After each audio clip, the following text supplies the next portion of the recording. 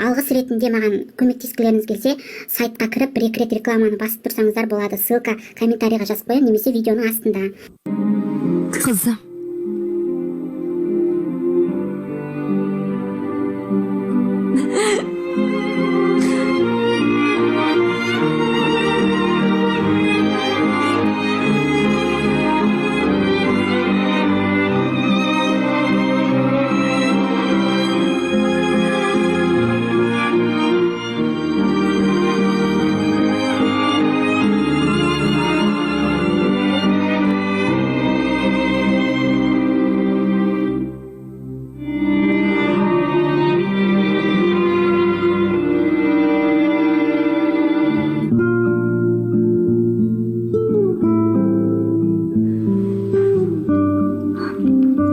Апа дегенің сондай жағымды.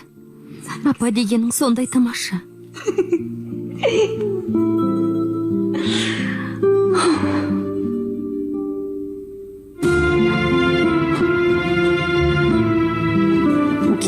Кетейін десем де кете алмадым. Сендерге қарап тұрмын. Бірақ кетемін.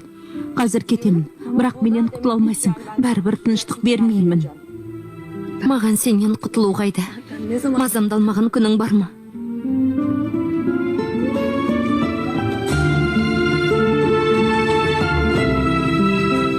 Қайдай сұлу сіңілім. Әлі-ақ жазыласың. Сауығып кететініңді білемін.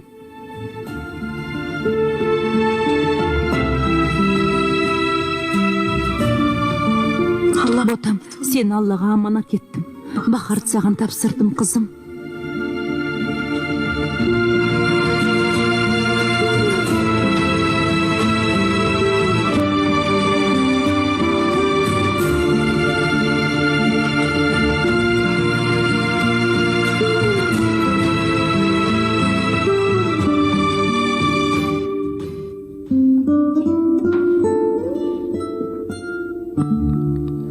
Шыда күнім, шыда қызым, шыдай тұр, шыда қызым, қазір саған жетемін.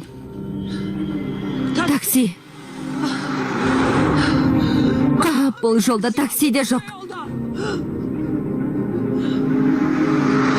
Такси.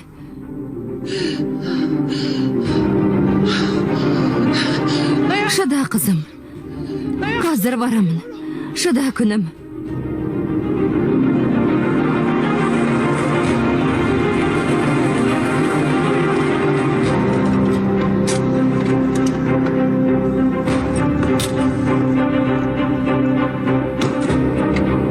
Қайдайшық.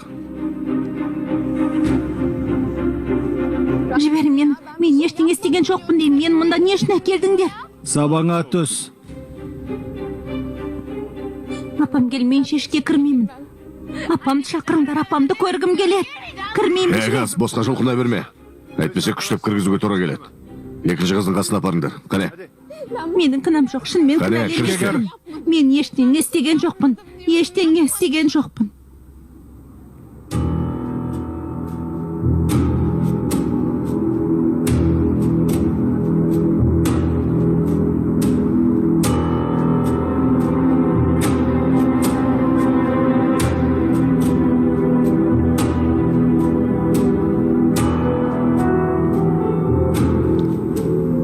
Кеш, біраз сөйлесе аламыз ба? Сенімен не туралы сөйлесуге болады деп сон. Мен бәрін естідім. Нені айтып тұрсың? Бақар маған бәрін айтты. Демек, Бақар бәрін айтып қойды. Сол үшін мұңайып тұрын демей-ақ қойшы. Әрине мұңаямын. Жабырқап тұрмын. Енді қалай деп едім? Бақар менің сіңілім. Сіңілің екені енді есіңе түсті ме? Бақар сенің кесіріңден ауру бол деп сон. Сен үшін Бақардың көрмегені жоқ. Соның нәтижесінде осындай жағдайға ұшырап отыр. Осыны біліп қой, Епсон. Олай айтма, Тіш. Олай деме. Не демейін, Епсон? Не демейін? Рас қой. Сен Бақардың өмірін өксіттің. Ойлан. Сенің істеген опасыздықтарыңнан сіңілім деп тұрған Бақардың қатерлі дертке шалдыққанын. Осының рас екені мойда. Олай айтпашы, Атеш, сөздерің батып барады. Мен Бахарды жақсы көрем. Қой, Шефсун. Өтірік айта берме, доғар. Мен Бахарды жақсы көрем. Бірақ оған ешкім сенбейді.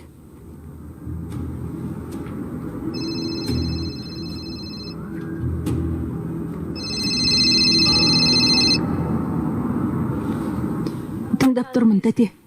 Эвсон Зейнепті алып кетті. Зейнебін де кетіп қалды, Эвсон. Енді не істеймін? Әкеткені қалай? Кім әкетті, тәте?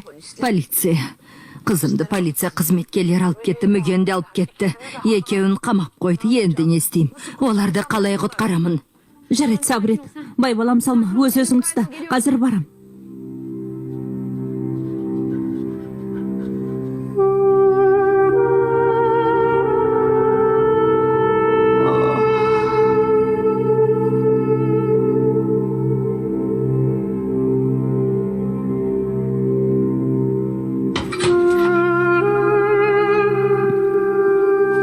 Жүр, Мені қайда бара жатырсыз? өніңді өшір. Жүр деймін саған. Осында тұр. Мүге.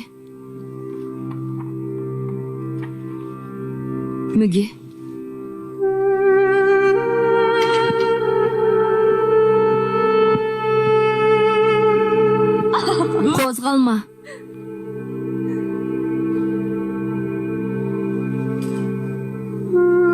Мұнда қол қой. Қол қой деймін саған.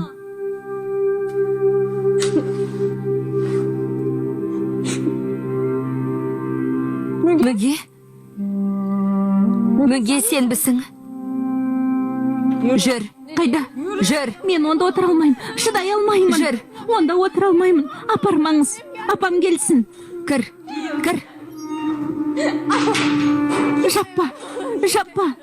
Апам келгенше жаппа деймін. Тастама мені. Тастама. Мүге, мен де осындамын. Кетпе. Амансың ба? Кетпе. Тастама мені. Мына жерден шығарыңдаршы. Мүге, амансың ба? Қалың жақсы ма? Мен қорқып тұрмын. Мұнда отыра алмаймын, Зейнеп. Қорқып тұрмын. Қорқпа, мен де осындамын. Мен қорқып тұрмын. Мен де осындамын, қорқпа. Мені бұл жерден шығарыңдар. Босатыңдар. Апам келсін. Апа! Қайдасың, апа? Апа, өтінем келіп мені құтқаршы. Анашым.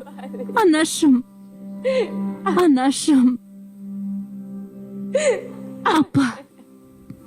Балам, тұрғаныма бірнеше сағат болды. 1 минутқа кіріп шығайыншы. Сөз көбейтпе, әпке. Сабаңа түс. Балам, аяғыңа жығылайыншы, рағым өтінем. 1 минутқа кірейінші. Сізге кіргізе алмаймыз дейміз. Кіргізе алмаймыз. Қызымды көруім керек. Сабыр етіңіз өтінемін. Сабаңызға түсіңіз. Жүр. Сұлтан апа, жүріңіз. Зейнепті көргім келеді. Кел. Мұнда отыр. Сұлтан ханым, турасын айтшы. Зейнеп мұнда не үшін әкелді? Шыныңды айтшы. Құдай үшін жасырмашы, оны неге алып келді? Не үшін? Сұлтан апа, Мүгенің не қатысы бар? Жауап берсеңші, бірден айтсаңшы. Білмеймін, Арда. Білмеймін, менен сұрай бермеңдер, білмеймін. Сұлтан. Апа, ең болмаса сен айтшы. Мүген неге алып кетті? Неге мұнда отыр? Білмеймін, балам.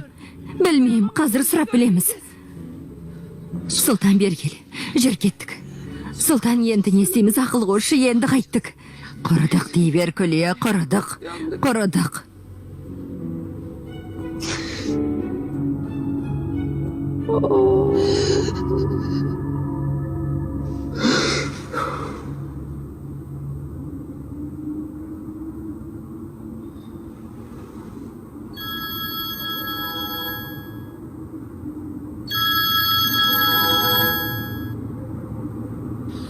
Бахар, бірдеңе боқ қалды ма?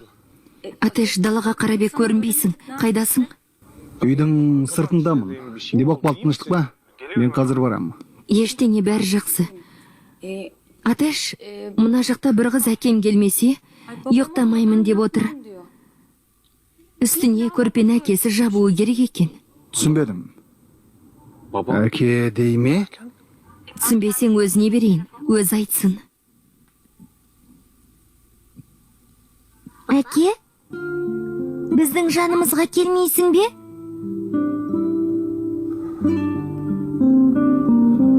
Әке дейме.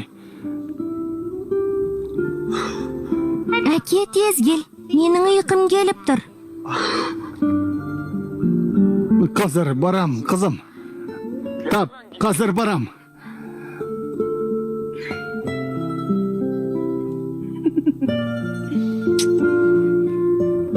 Әке деді. Мені әке деді. Қызым мені әке деп атады.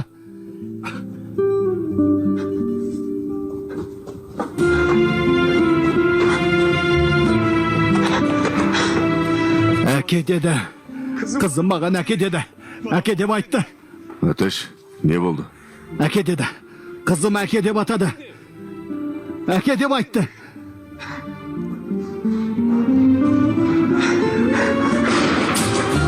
Кешір, Райхан, ренжіме. Қызым әке деп атады. Соған бола қуанып жүр.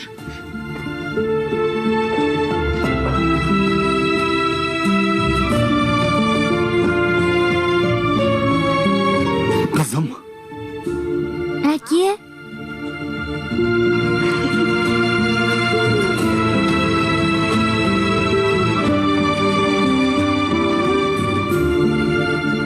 Қызым, жаным менің.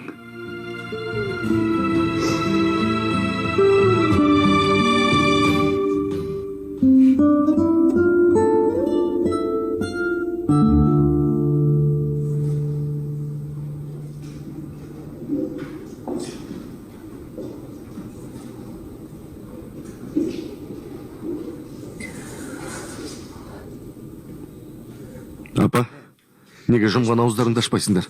Қарындасым неге қамауда отыр? Біреуің жөндеріңді айтсаңдаршы.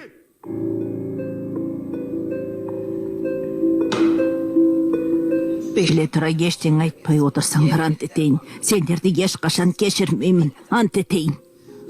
Сұлтан ханым, саған айтып отырмын. Осы жолы сен кешіре қоймаспын. Бірдеңе білетін болсаң Құдай үшін айтсаңшы енді.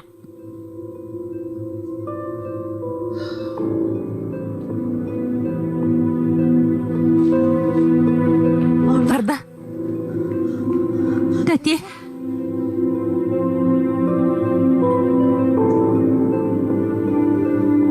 Эфсун, не істейміз? Полицияның айтуынша бұлар басты күдікті екен. Енді қайттық, Эфсун. Білмеймін, тәте, білмеймін. Білсем жаным шықсын. Ант етейін, білмеймін. Бастысы ол емес. Ғанимет пен Арда ештеңе біліп қойған жоқ па? Бірдеңені сезіп отырған жоқ па? Мені сұрақтың астын алды. Дегенмен ол маңызды емес. Мәселе полицияда. Ганорис, Арда, неге сұрай бересіңдер? Әлі ештең анық емес. Сабыр етсеңдерші, қызық екенсіңдер.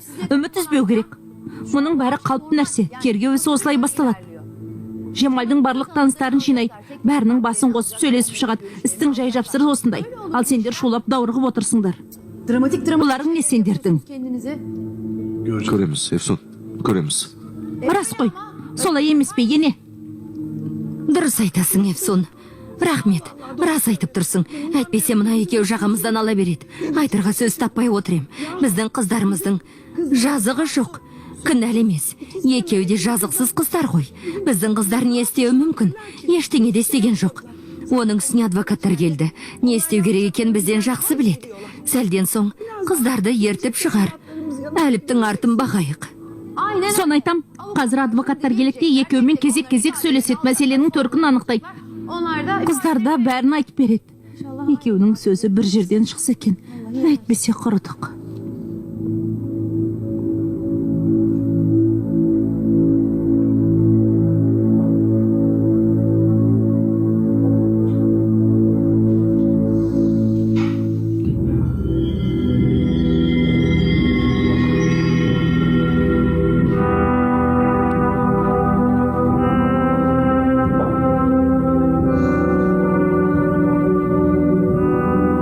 Зейне бердемлі. Уақытты зая кетірмей баста.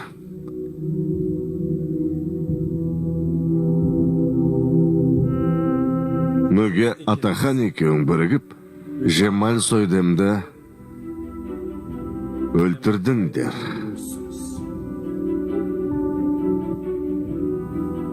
Жемалдың көмекшісі Агях Аргачылы тергеу кезінде екеуіңнің тас үйге барғандарыңды айтып берді. Бір қызығы, сіздерге айтайын. Жемал Сойдемнің телефоны соңғы рет сол жақта қосылған екен. Мұны теріске шығара алмайсыңдар. Мә, маған қол қой. Қане. Қолыңды қой. Осымен мәселе бітсін. Қане. Қой, бізді өрелеме. Кестік пе? Өтірік. Біз Жамалға ештеңе істеген жоқпыз. Ештеңе жасаған. Өтірік айтпа, сұлуым. Ана жақта Мүге Атахан бәрін айтты. Келесі бөлмеде отыр. Бәрін рет-ретімен бүге шүгесіне дейін бізге айтып берді. Түсіндің бе? Оқтың ба?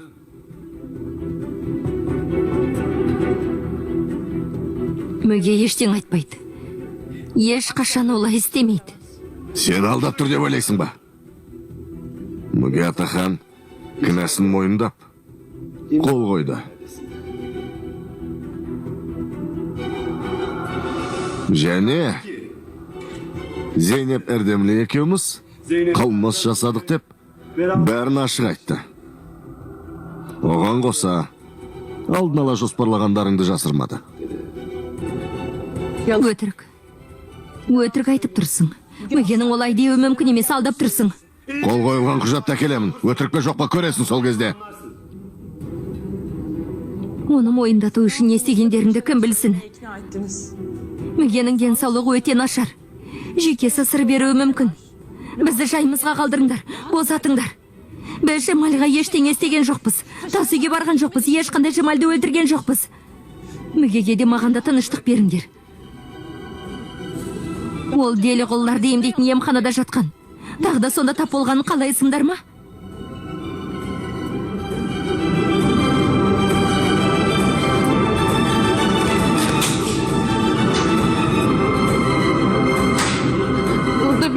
Мұнда бірінші күдікті Мүге Атахан деп жазыпты. Ешкімді өлтірген жоқпын. Сабыр етіңіз. Мен емес, мен өлтірген жоқпын. Мен ештеңе істеген жоқпын. Мен емес. Не болды? Бірден айтты ма? Басеке, мардымды ештеңе айтқан жоқ. Бірақ қылықтары бір түрлі көрінеді. Біресе жылайды, біресе қалайды. Комиссар, бұл қыздың дені сау емес. Қалай, сау емес. Ақылынан адасқан. Солай ма? Қарындас, сенің психологиялық ауруға шалдыққаның, емханада жатқаның, рас па? Рас. Мені тағы да сонда апарасыңдар ма? Тағы да электр тоғымен емдегенін қаламаймын.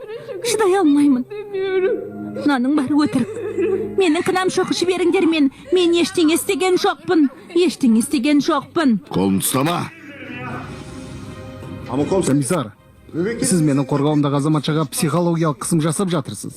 Құжаттарда Мүге ханымның психологиялық жағдайы туралы жазылған болатын. Бері қараңыз. Егер бұл кісінің жүйкесі сыр берсе, сіздер кінәлі боласыздар.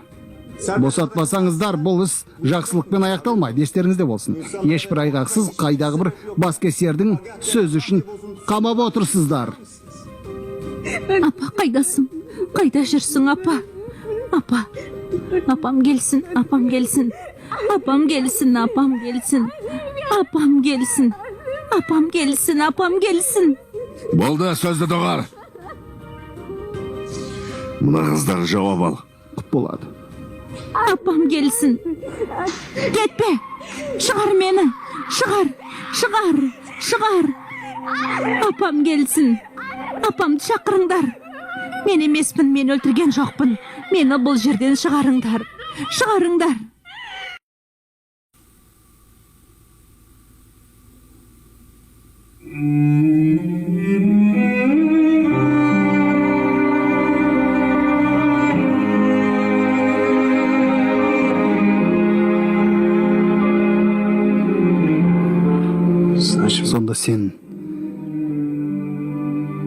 мені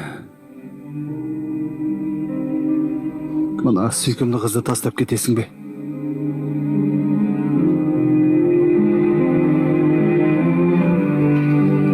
Нұранның бауыры болса деймін. Құрсағымдағы баланың туылғанын қалаймын, Атеш.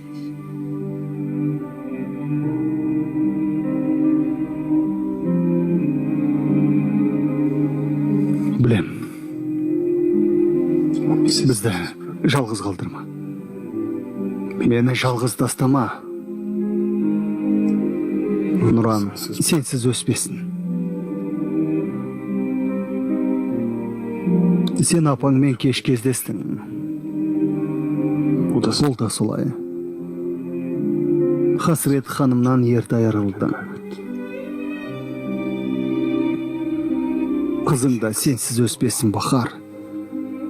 Анасыз қалмасын.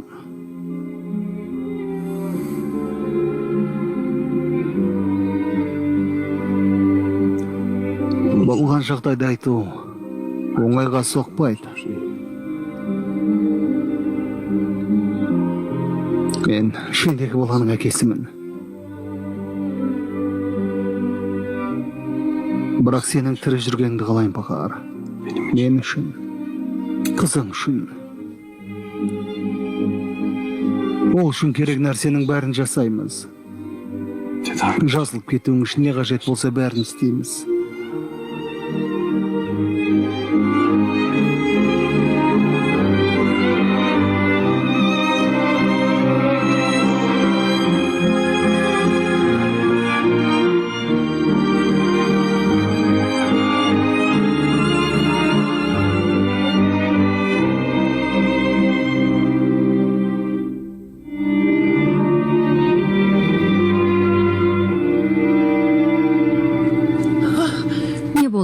Қыздар қалай? Бәріңіз сабыр сақтаңыздар. Күле ханым, қызыңыздың жүйке ауруына шалдыққанын және оның ем қабылдағанды айтты. Судья оны ескерді. Сөйтіп, Мүге ханымды босатты. Күле ханым. Неткен қуаныш. Зейнеп ше. Ешбір айғақ болмағандықтан біраз уақыттан соң Мүге ханымды да, Зейнеп ханымды да босатады.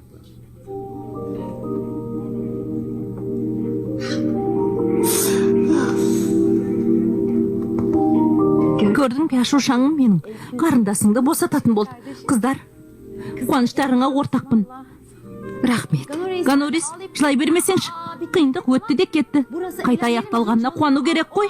Не болды? Қорқып кеттім. Зәрем қалмады, Зейнебім бір бәлеге шырайма деп құтым қашты, шошып кеттім. Мен сендерге айтқан жоқпын ба? Мүгеде Зейнепте кінәлі емес. Ештеңе де болмайды. Әлі-ақ босатады дегем. Міне босатты, сәлден кейін қасымызға келеді.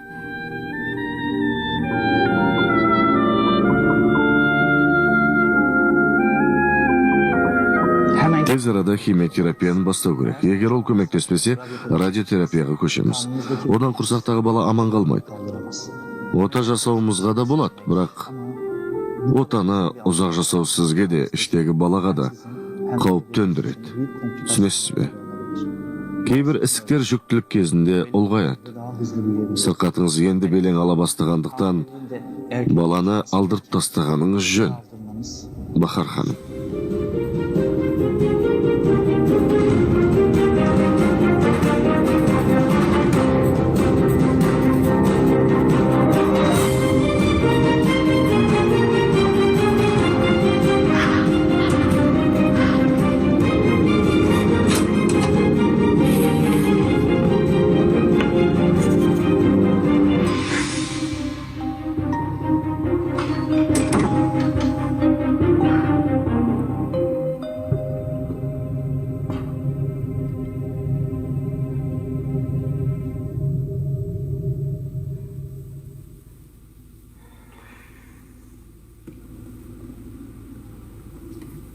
Бахар, өтінем.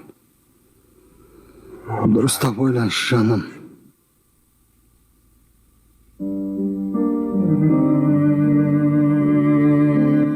Саған бір жағдай болса, мен де, Нұран да, өлеміз. Екеуміз еңсемізді көтере алмаймыз. Білем, Атеш.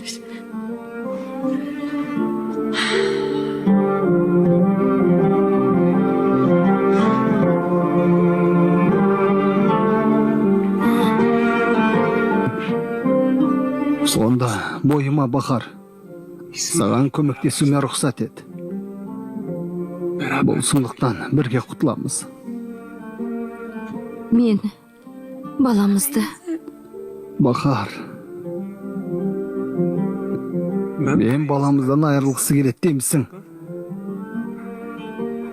Әке деген өз баласын қисын ба?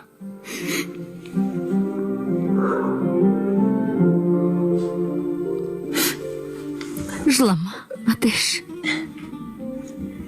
Атеш. Айтайын дегенім, баламызды қалай алдыратынды білмеймін. Бірақ Нұран екеуіңді тастай алмайым. Бар білерім осы. Сені жылата алмайым. Нұранды да жылатпайым.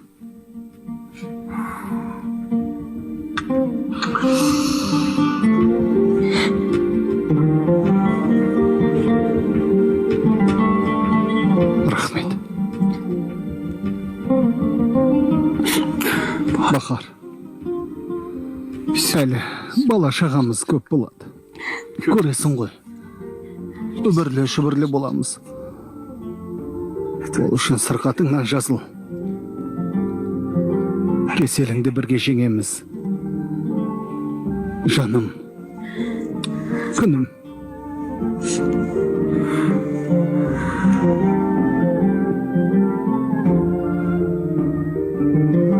Кешір мені, балам.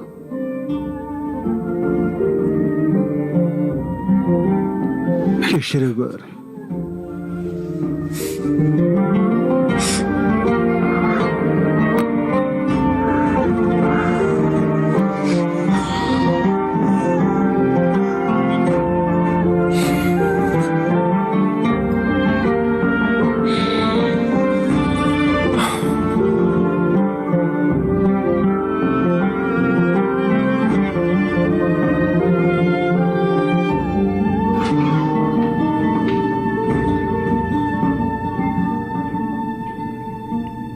Қане құжаттарды рәсімде.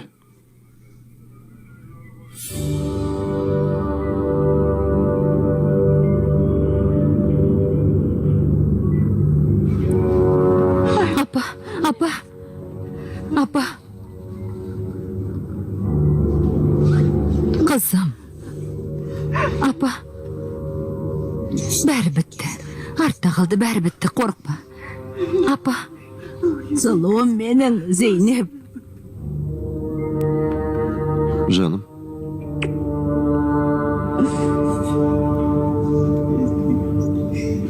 Евсон, қымбаттым.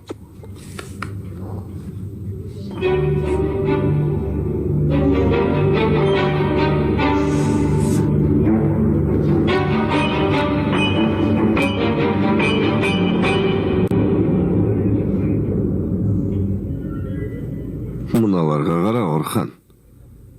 Бәрі бітті, құтылдық деп ойлап бара жатыр. Бірақ мен бұлардың соңынан қалмаймын. Тыныштық бермеймін. Қарекеттік.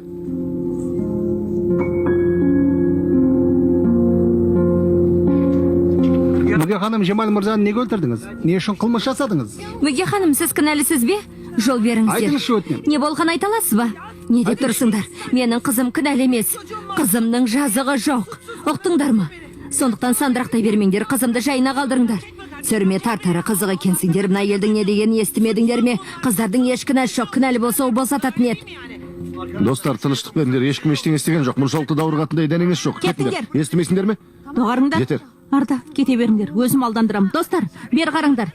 Естеріңізге түскен шығармын. Мен Евсун Атаханмын. Сән саласының майталманы, қымбатты тілшілер. Мен қайтадан сәнмен айналысатын болдым. Біз не істейміз? Бер кел, тезірек кел. Кел, бауырым, тоқта. Солай істей аламыз деп ойлаймын. Және осы жөнде сөйлесуге болады. Қане, Осы тезірек мәселені кетіп барады. талқылауды ұсынамын. Тоқтаңдар, жүгірмеңдер.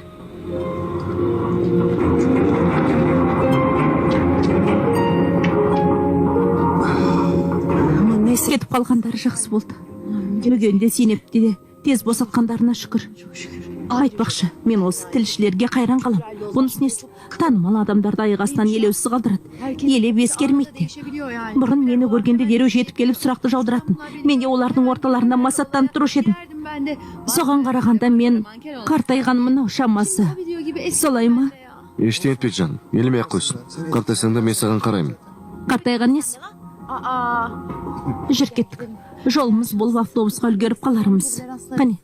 Кеттік жаным, үлгермей қалсақ ештеңе етпес. Жаяу жетеміз.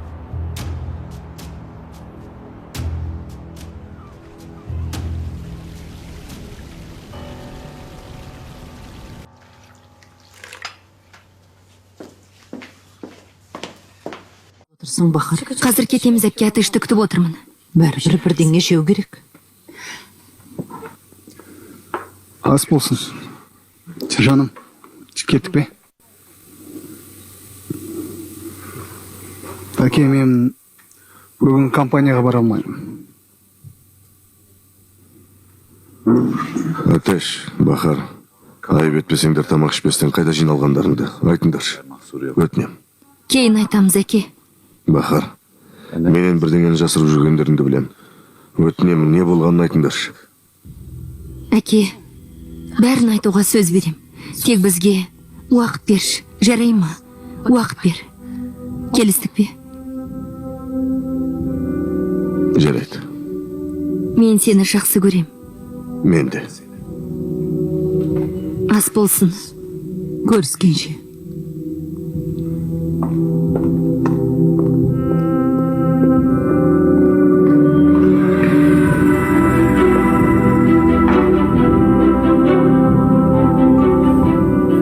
Сұрамасқа малым болмады. Бұл үйдегілердің бәрінің менен құпиясы бар.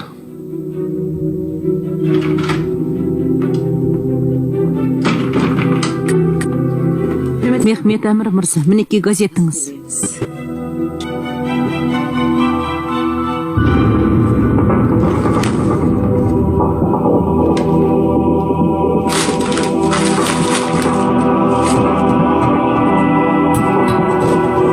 Мүге. Мүмкін емес. Мүмкін емес. Не болды? Жайсыз хабар жазып па?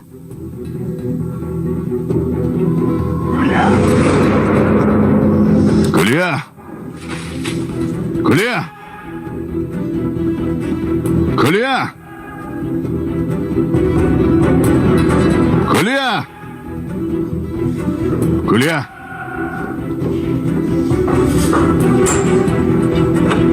Күлия! Күлия, есікті аш. Күлия! Күлия, аш деймін саған.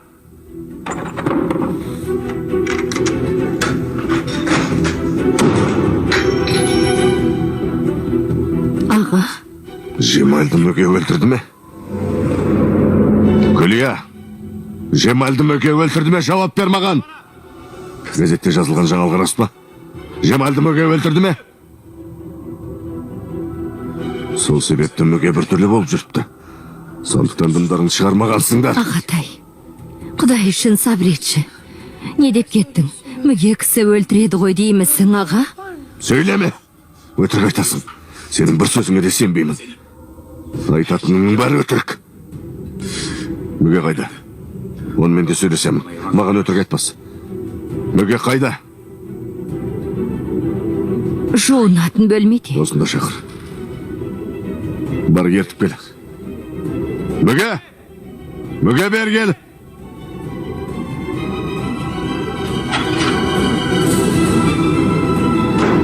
Кел, қызым.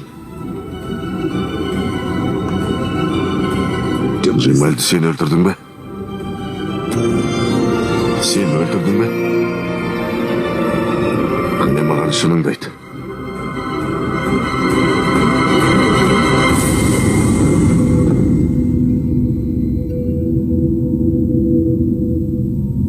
тәте саған шай құйып жатырмын. Жоқ, қызым, ішпеймін, көп ішіп қойдым.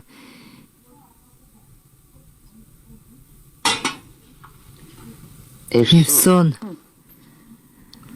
маған мүгенің бұл түрі ұнамайды, қызым. Онымен қоймай қорқайын дедім. Біреуге тіс жарып жүрмесін. Жоқ, мүге құпияны жария қылатын қыз емес. Бүгін Бахардың үйіне барамын, сол кезде байқаймын. Сөйлесіп көремін. Бері қара. Осы күні Бахармен ауыз жаласып қалыпсыңдар ғой. Таныштық па?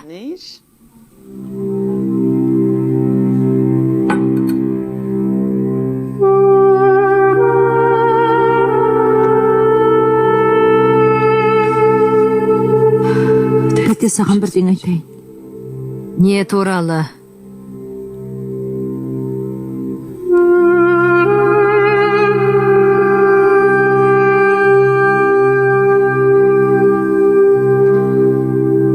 Эвсон,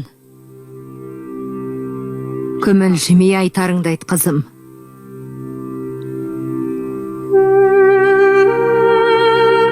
Айт. Әдейі ашуыма тиіп отырмысың? Эвсон, айтсаңшы. Бахар сырқат, тәте.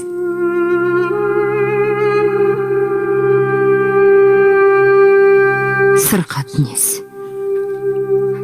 Басында ісік бар. Мехмет әмір әкем сияқты. Қанмен беріліпті. Қалай сонда? Қатерлі дерт пе? Жазылатын шығар. Әлі ақ сауығып кетер, қызым. Мехмет әмір қалай жазылып кетсе, Бахарда солай емделіп жазылады. Емделетін шығар. Бәрі жүкті екен. Емделу үшін баланы алдыру керек. Ал ол баланы алдырғысы келмейді. Шешімі жоқ жағдай. Тәте, Сормаңдай ау. Қап бейбағымай. Бақытсыз қыз екен. Байғыз Бахар. тәте, ешкім білмейді. Айтпа, Мехмет әмір мырзаға да айтпапты. Арамызда қалсын, мен үшін.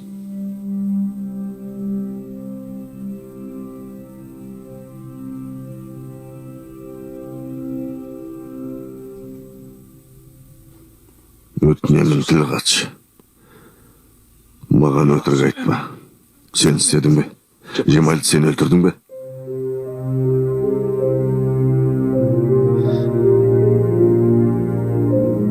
Үнсіз тұрма, қызым. Маған өтірік айтпа.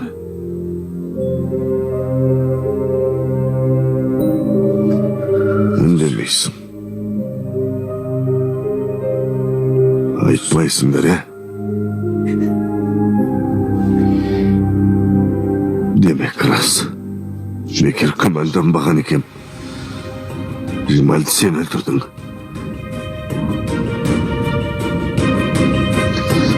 Қарғыс атсын, сен не істедің? Сен не істедің? Кінәңді мойындайсың. Жоқ. Полицияға барамыз. Жоқ. Қылмысыңды мойындайсың. Жоқ. Полицияға баруымыз керек. Аға, мен ештеңе істеген жоқпын. Кінәңді мойындайсың, мүге? Жібер, аға. Қызым, аға не істеп жатырсың? Мұның не сенің? Менің қызымның жазығы жоқ. Естіп тұрсың ба? Менің қызым кінәсіз. Онда неге үндемей тұрдыңдар? Маған неге жауап бермейсіңдер? Тұр, қызым. Жыр қымбаттым. Бұл қыздың басына не түскенін білесің бе? Күйеуі өлді. Полиция жауап алды. Енді сен кінәлап тұрсың. Осыдан кейін қалай саған шынын айтады дейсің? Апаң рас айтып тұрма. Онда өлтірген жоқпын де. Мен ештеңе істеген жоқпын.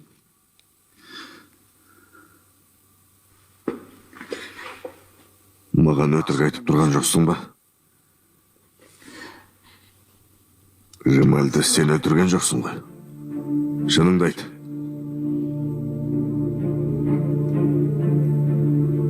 Мен ештеңе істеген жоқпын. Рас айтып тұрсың ба?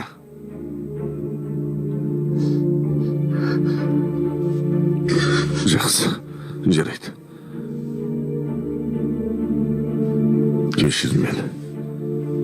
Түсініш. Сен үшін қорқып кеттім.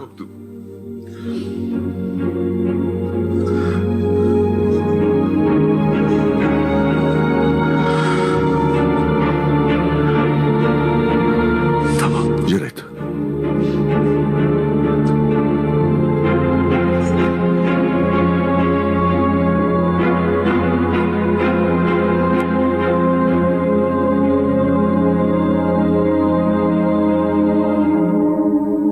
Менің кінәм.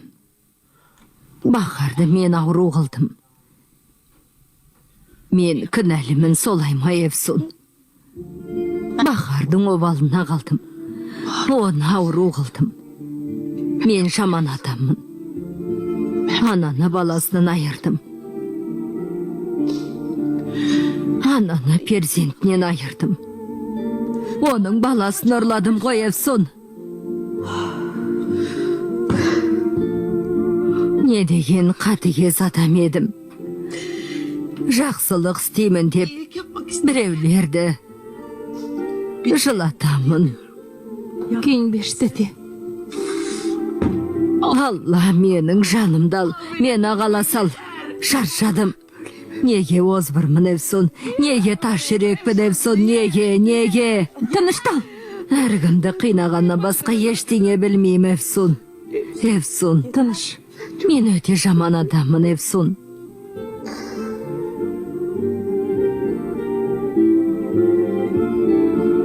Евсун, мен Бақармен сөйлескім келеді. Бақарға хабарлас. Тәте, хабарласпай қойайық. Өзіңді кінәлай берме, қоңырау соқпайық. Саған айт нем бар еді. Саған несіне айттым екен?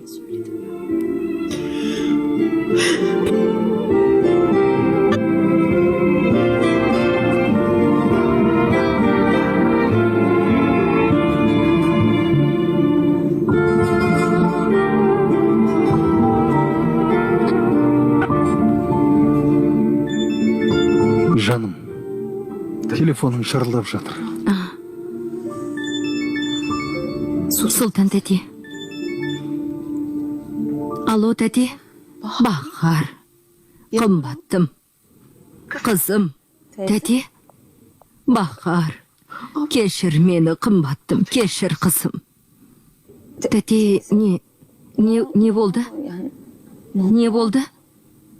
Күнім. Басыма не келсе де менің кесірімнен болды. Кешір мені. Евсун айтты ма? Сен үшін дұға жасайым, қарағым. Тілеуіңді тілеймін. Алла сен емес мен алсын деп дұға етем. Кешір мені. Кешір. Өтінем. Кешір, қызым. Жылама, тәте. Доғар. Қой, жыламаш болды. Алло, Бақар. Айтуға тура кел. Ішіме симай айтып қойдым. Айыпқа бұйырма. Тәтем жақсы ма? Жақсы. Қайдасың, жеке жайдама барып сені көрсем деймін. Жоқ, біз ауруханадамыз.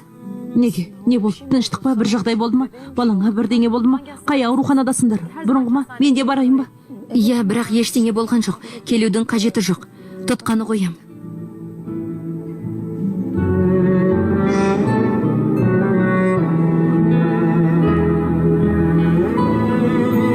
Не болды? Дауыс әрең шығып тұр, тәте. Мен кеттім.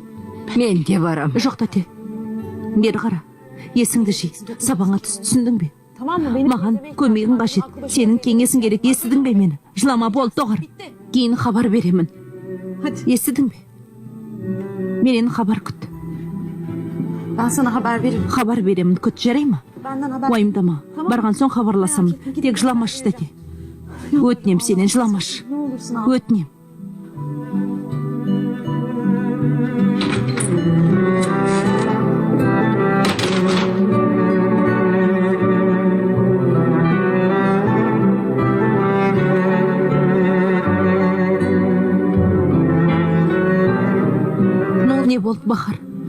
болды сары қыз? Не болды саған сіңілім?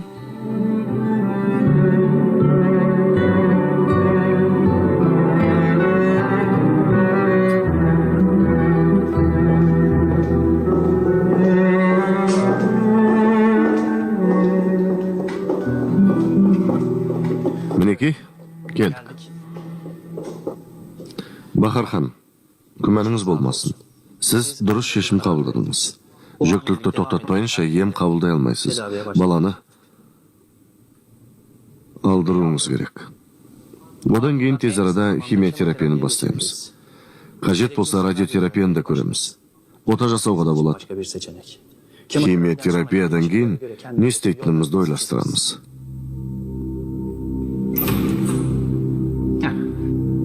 Мына кісі гинеколог, сіздің мәселеңізбен ары қарай осы кісі айналысады. Сәттілік тілеймін. Рахмет, дәрігер мырза. Жүріңіз, Бахар ханым, ішке кіріңіз.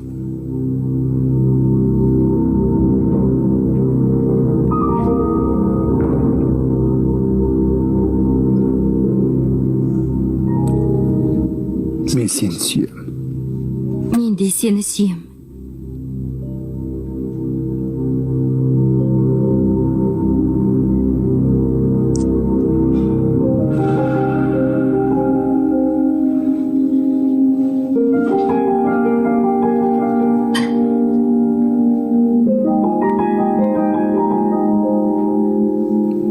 Кіріңіз, Бахар ханым.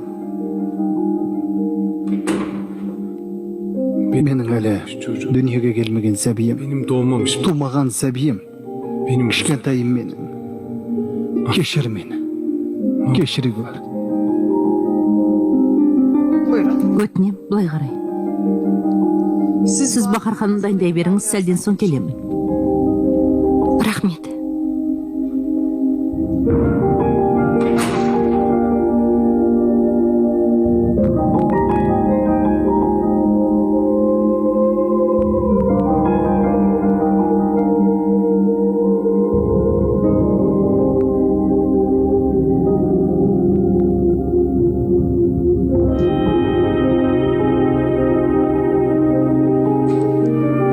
Жасаған Алла, саған сансыз шүкір.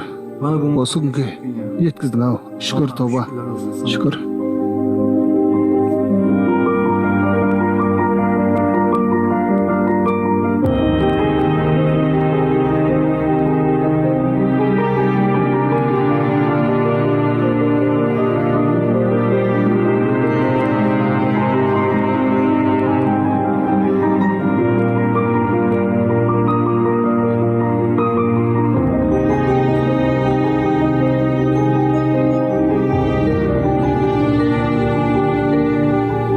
Бахар ханым, қазір бастаймыз. Қаласаңыз бас тартуыңызға болады.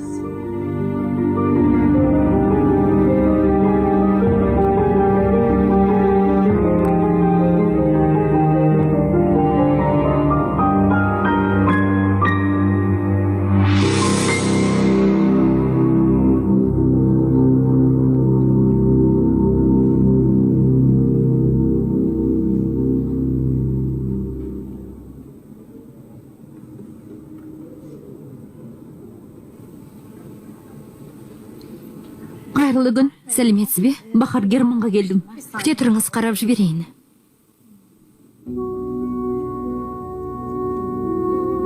Атеш? Атеш, мұнда неге келдіңдер? Не болды? Жүктілік тексертуге ме? Бахарға бір жағдай болды ма? Бахар içeride. іште. Біз баланы алдыртатын болдық.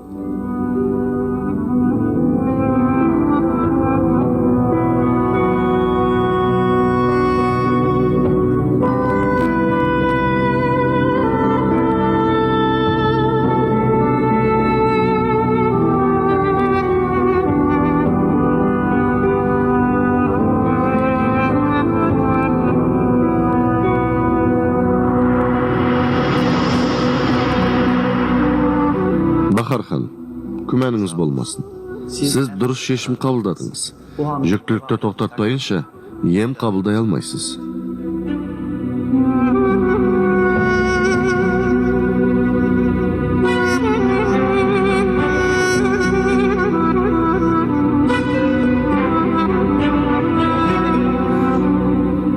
Баламызды алдырта алмаймын.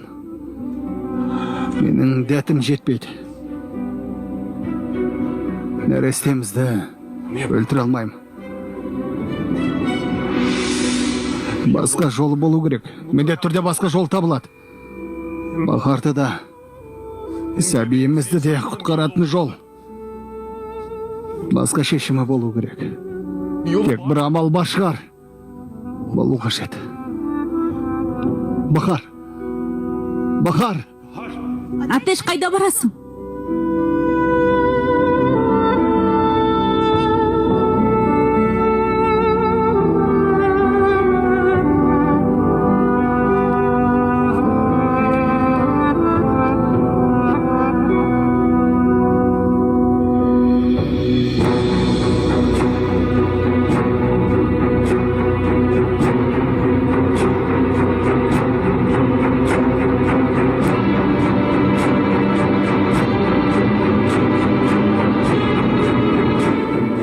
Бахар! Аллам, кеш қалмасам болғаны. Бахар! Тоқтаңдар! Бахар тірі қалады. Баламыз да. Бахар! Бахар! Бахар! Атеш мырза, мұныңыз не? Ештеңе істеген жоқсыздар ма? Бахар, жаным. Баламыз тірі ме, Бахар?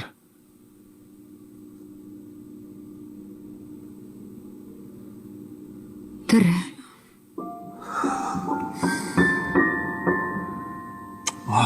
Жақсы болды. Жаным, тұр, кетеміз. Дәрігермен сөйлесеміз. Бірге бір амалын табарымыз. Басқа да жолы болар. Екеуіңді де аман алып қалудың жолы табылар. Қалайда табамыз, ойымдама.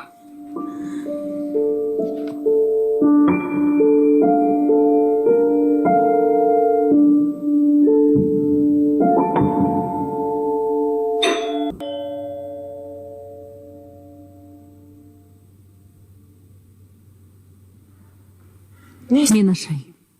Нұран келген шығар.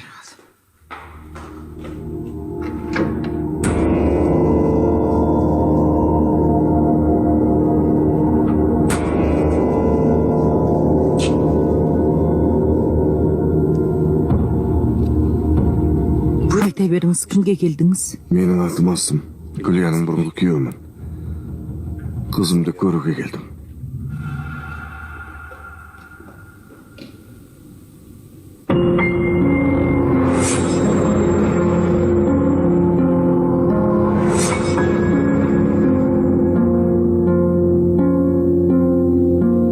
Әке?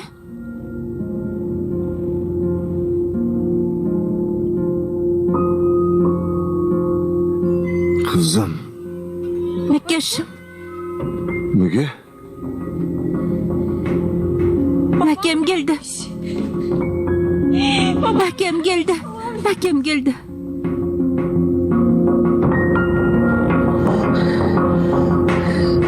Мынау мұнда не істеп жүр? Сабыр сақтауға тырыс. Әкешім, келгенің жақсы болды, әке. Қызым менім, сені сондай сағындым. Мен де сені сағындым. Кеше апаңның телефонмен айтқан сөздерінен қорқып кеттім. Бірінші респен келдім. Қалайсың? Бәрі жақсы ма? Жақсы, бәрі жақсы. Сен келген соң одан сайын жақсы болады, әке. Аға. Аға, мен Асымды өлтіремін. Өлтіріп қана қоймайым. Мен оның парша-паршасын шығарамын. Жоқ, Гүлия. Мүгеге қараш. Көптен бері енді ғана күліп тұр. Сабыр сақта. ішке кір.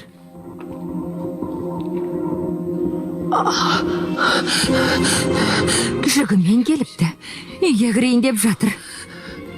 Күле, өтінен мүген ойла. Аға, әкем келді. Апа, қара, әкем келді.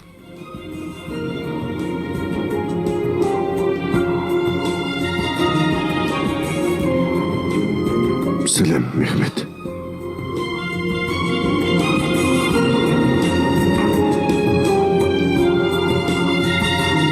Сәлем, Күле.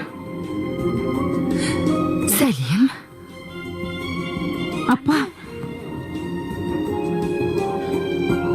Сәлем, асым. Амансың ба?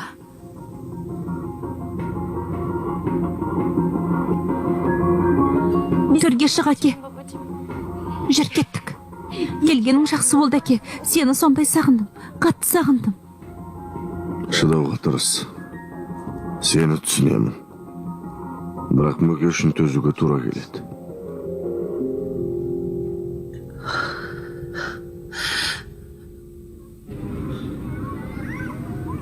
Әтеш қайда жүр?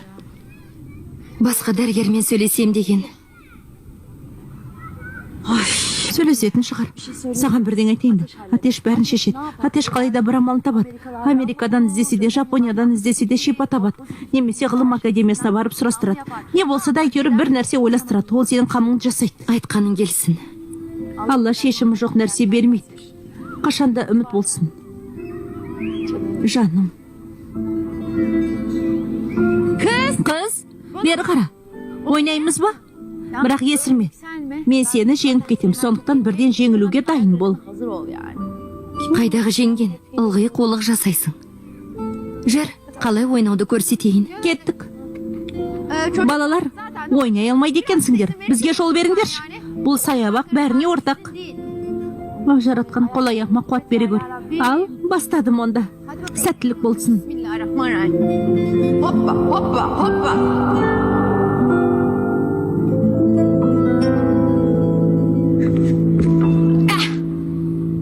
Атеш мырза, сізді үміттендіргім ақ келеді. Бірақ Бахар ханымның баланы алдыртпағаны үлкен қателік болды. Ештеңе етпейді. Басқа амал табылар. Шетелдік емханалар туралы ақпарат беріңіз. Емдеудің басқа жолы бар шығар. Тыңдаңызшы. Бахарты баламызды құтқару үшін дүниенің екінші жағына кетуге дайынмын.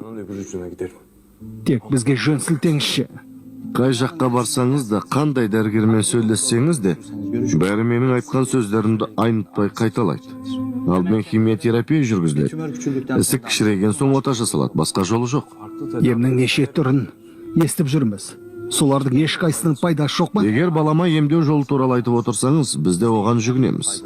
Алайда оның бәрі басты емдеу шарасына қосымша ретінде ғана қолданылады.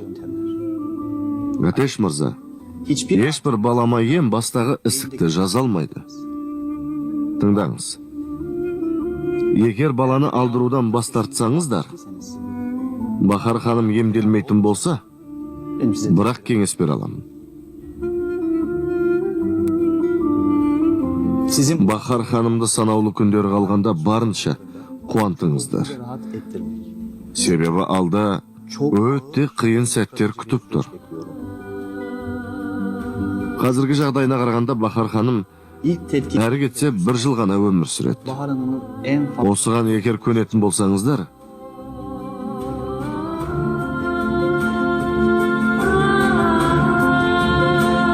егер көнсеңіздер, шешімдеріңіз өзгермейтін болса, менің айтарым, Бахар ханым соңғы күндерін бақытты, мәз-мейрам болып өткізсін. Еш мұңаймасын.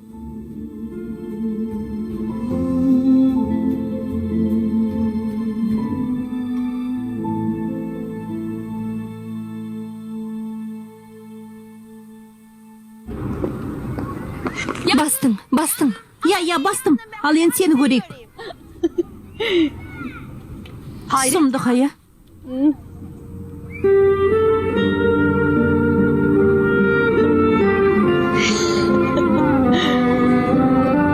Атеш?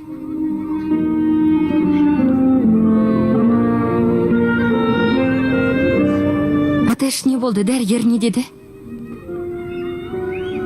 Дәрігер жазылып кететінге үмітті екен Бахар. Екеуміз балама емдеу туралы сөйлестік. Бәрін жасап көреміз. Шетелдік емханалар жөнінде айтты. Олардың біліктілігі басым екен. Енді сол жайында сұрастырамын. Саған айттым ғой Сарғыз, Атеш амалын табат дедім. Жаным, баламызда сен де аман боласыңдар. Барлық амал жасап көреміз. Одан былай сенің бақытыңды ойлаймыз. Ендігі әрі ашу ызаға орын жоқ. Естіп тұрсың бе сон? Иә, Көп рахмет. Мен ана жақтан шығарғаның үшін, баламызды алдыртпағаның үшін рахмет саған, Атеш.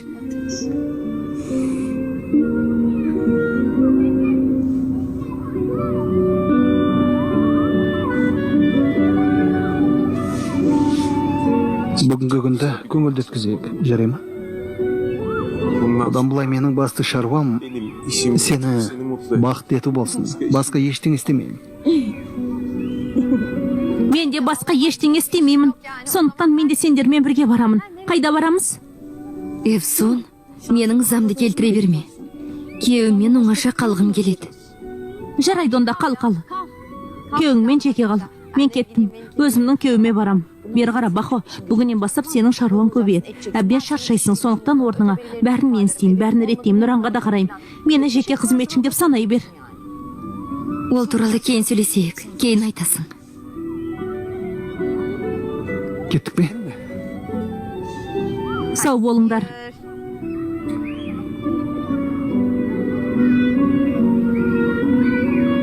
Алла, мына Сарға жәрдем ет. Алла, Сарғызға жар бол. Сіңілімді жарылқай көр.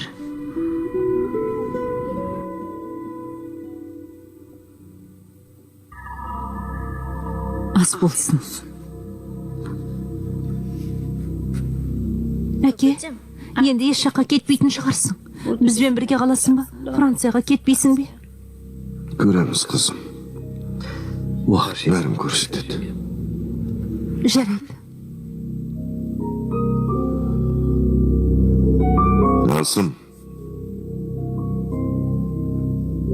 саған мүгеге бола отырмын. Бұл жаққа не үшін келдің? Не керек? Сенсіз талай қиындықты еңсердік. Саған отбасымыздан не қажет? Аға, олай айтпашы. Өзім сөйлесем, мүге. Сөзіме сенің үшін қанша рет айтуым керек екенін білмеймін, Мехмет. Мен бұл жаққа тек қызым үшін келіп отырмын. Осыны біліп қой. Солай деп үміттенем. Егер Күлияның не мүгенің жанына жара салатын болсаң, оларды ренжітетін болсаң, мен де қарап қалмаймын. Халің мүшкіл болады, Асым.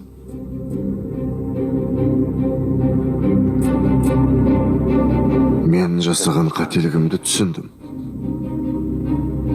Көреміз.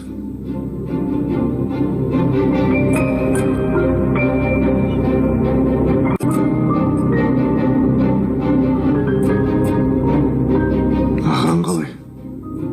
Ағам ба? Оның халі жақсы. Онда шақырайын ба? Қаласаң шақыр. Баламды көрсем қуанатын едім. Жарайды, әке.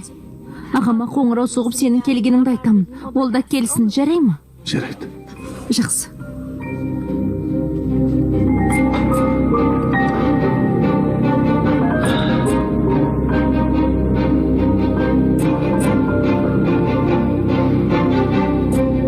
Фильмді қазақ тіліне аударған Астана телеарнасы 2018 жыл.